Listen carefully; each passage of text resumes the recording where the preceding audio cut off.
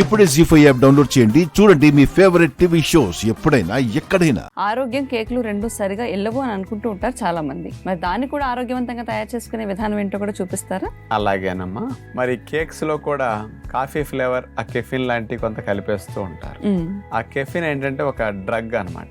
Addiction, మనకి బానిసైపోతాం, రకరకాల side effects వస్తాయి. ఆ ఫ్లేవర్ రావాలి, కాఫీ కేక్ తిన్నట్టు ఫీలింగ్ రావాలి.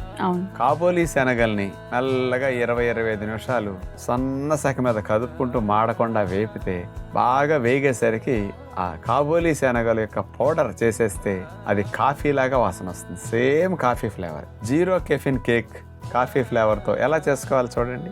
కాఫీ ఫ్లేవర్డ్ కేక్ తయారు చేయడానికి కావాల్సిన పదార్థాలు: మల్టీగ్రెయిన్ పిండి 1 కప్పు, తేనె 1 కప్పు, వేపించిన కాబోలి శనగల పొడి 1/2 కప్పు, పాలు 1/2 కప్పు, పెరుగు 1/2 కప్పు, మేగడ 1 టేబుల్ స్పూను, వేపించిన వేరుశనగ పప్పులు ముక్కా చెక్క 2 టేబుల్ స్పూన్లు, వేపించిన నువ్వులు 2 టేబుల్ స్పూన్లు, బేకింగ్ సోడా 1 టీ స్పూను, వంట సోడా కొద్దిగా, నిమ్మరసం కొద్దిగా. ముందుగా ఒక బౌల్ తీసుకుని అందులో పెరుగు వేస్తున్నాం. పుల్లటి పెరుగు అయితే మంచిది.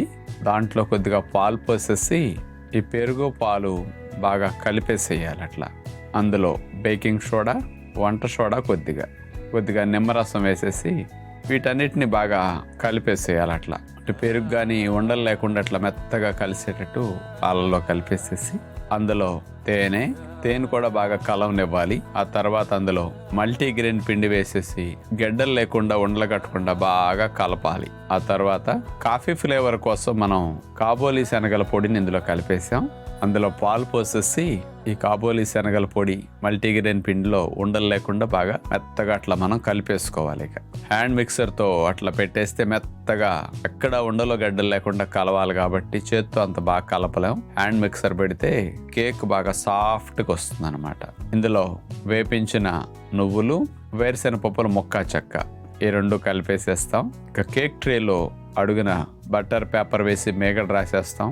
ఈ కేక్ పిండిని కేక్ ట్రేలో పోసేసి మందపాటి అల్యూమినియం పాత్రలో అడుగున ఒక రింగ్ పెట్టేసి దాని మీద కేక్ ట్రే పెట్టి మూత పెట్టేసి 20-25 నిమిషాలు అట్లా సన్న శాఖ మీద బేక్ చేసుకుంటే ఇంట్లోనే ఓవెన్ లేకుండా కేక్ అట్లా సాఫ్ట్ గా అదే టేస్ట్ తో అదే ఫ్లేవర్ తో వస్తుంది. ట్రై చేసి చూడండి ఈసారి. చూసారు కదండి, మరి ఈ కాఫీ ఫ్లేవర్డ్ కేక్ ని తయారు చేసుకునే విధానం ఏంటో. మరి ఆరోగ్యంతో పాటు రుచి కూడా ఉంది కాబట్టి మీరందరూ కూడా ఈ రెసిపీని తప్పనిసరిగా మిస్ కాకుండా, పిల్లలకి ఎక్కువ ఇష్టంగా కేకులు తింటూ ఉంటారు కాబట్టి వాళ్ళకు కూడా వండి పెట్టండి. డాక్టర్ గారు, పొద్దున లేచిన తర్వాత మొత్తం శరీరం అంతా కూడా ఎక్కడికక్కడ బిగుసిపోయి ఉంటుంది కదా. మరి ఇలా బిగుసుకుపోయిన శరీరాన్ని ఫ్లెక్సిబుల్ గా చేయాలంటే గనక ఒక 10 నిమిషాలు లేదంటే పావు గంట కేటాయించగలం అన్న సమయం ఉన్న వాళ్ళందరూ కూడా ఎలాంటి వ్యాయామాలు చేస్తే బాగుంటుందో చూపిస్తారా? ఇప్పుడు వార్మింగ్ అప్ ఎక్సర్సైజులు అనేవి ఎప్పుడు ఇట్లా చేతులు కదపటం, ఇట్లా తిప్పటం, ఇట్లా చేతులు ఎత్తటం ఇవే చూస్తుంటాం. స్కూల్లో డ్రిల్కి మనకు అవే నేర్పారు కాబట్టి మైండ్లో అయ్యే ఉంటాయి. ఎక్కువ మంది అవే చేస్తారు. ఎప్పుడు ఒకే రకం చేస్తే బాడీలో కొన్ని రోజులకి అలవాటు అయిపోయి పెద్ద పని చేయనట్టు అనిపిస్తాయి. అందుకని కొత్త చేయటం ద్వారా బాడీకి బెనిఫిట్స్ ఇంకా పెరుగుతాయి. కానీ వార్మింగ్ అప్ ఎక్సర్సైజులు ఇప్పుడు వరకు చూపించని కొత్త రకాలని సుమారుగా ఒక 5-6 రకాలు ఎలా చేయాలో ఇప్పుడు మనం చూపించబోతున్నాం. చూడండి. ఉదయం పూట నిద్ర లేచిన వెంటనే బద్ధకంగా ఉంటే దాన్ని తొలగించడానికి ఉపయోగపడే 3 వ్యాయామాల్లో మొట్టమొదటిది 2 కాళ్ల మధ్యలో 1 అడుగు దూరం పెట్టి అట్లా స్ట్రైట్ గా నుంచున్న తర్వాత నమస్కార ముద్రలో చేతులను పెట్టి మలాసన భంగిమలు అట్లా వంగి సైడ్కి తిరిగి 1 కాలు నేల కానేటట్లుగా ఆంజనేయుడు పోజ్ ఉంటుంది కదా, ఆ రకంగా పెడతాం అనమాట.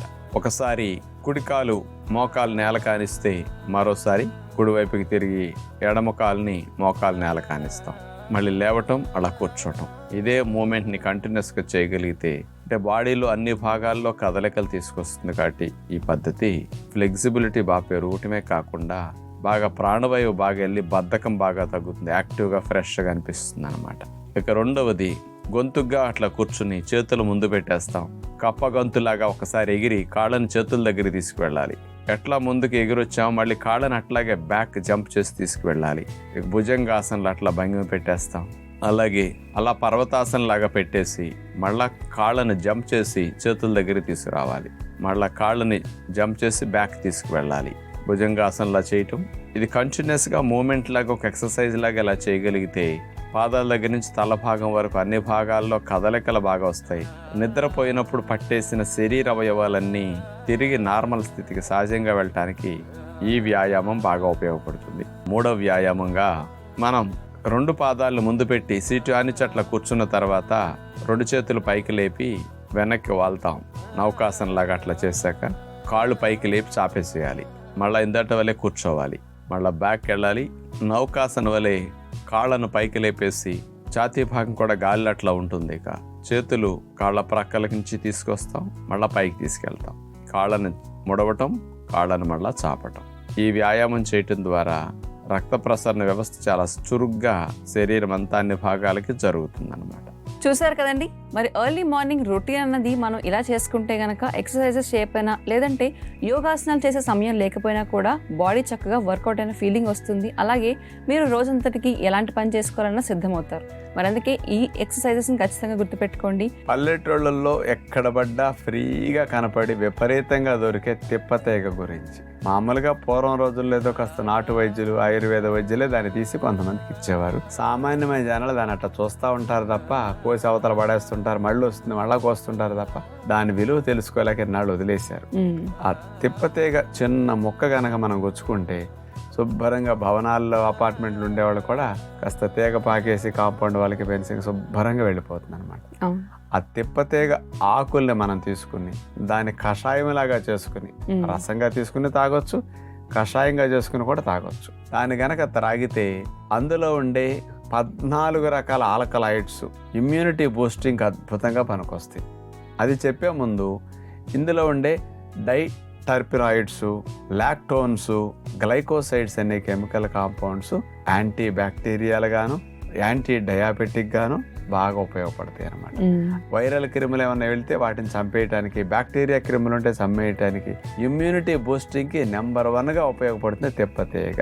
అంటే పూర్వం రోజుల్లో ఏదో ఆచారాల్లో వాడటం తెలిసి వాడాను తప్ప ఇంత పవర్ ఉంటుందని సైంటిస్టులు రుజువు చేస్తే తప్ప కొలతలతో సహా చూస్తే కానీ అర్థం కావట్లేదు అన్నమాట. మరి అలాంటి తిప్పతీగ ఇమ్యూనిటీ బూస్టింగ్కి నెంబర్ 1 అంటున్నాం కదా.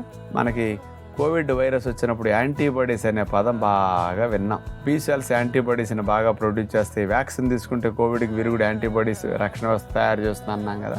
ఈ తిప్పతీగ వాడినప్పుడు ఇందులో ఉండే 14 రకాల ఆల్కలాయిడ్స్ మెయిన్గా మన శరీరంలో ఉండే బి లింఫోసైట్స్ని యాక్టివేట్ చేసి ఆ బి కణాల నుంచి యాంటీబాడీస్ ఎక్కువ మొత్తంలో విడుదలయ్యేటట్టు బాగా చేస్తుంది అనమాట. ఈ యాంటీబాడీస్ అనేవి ఏం చేస్తాయి?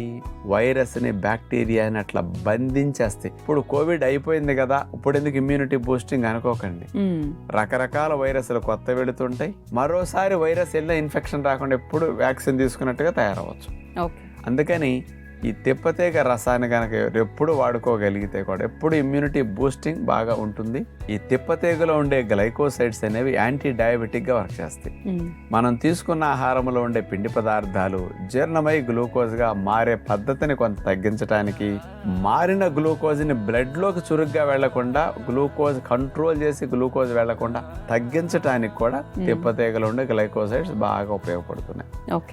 కానీ ఇలాంటి లాభం కోసం కూడా తిప్పతీగను మనం వాడుకుంటే మంచిదేనమాట. తిప్పతీగను మాత్రం రోజు ఒక కప్పు కషాయం లాగా కాస్త అంత రసం లాగా తీసుకు తాగడం కూడా మంచిది.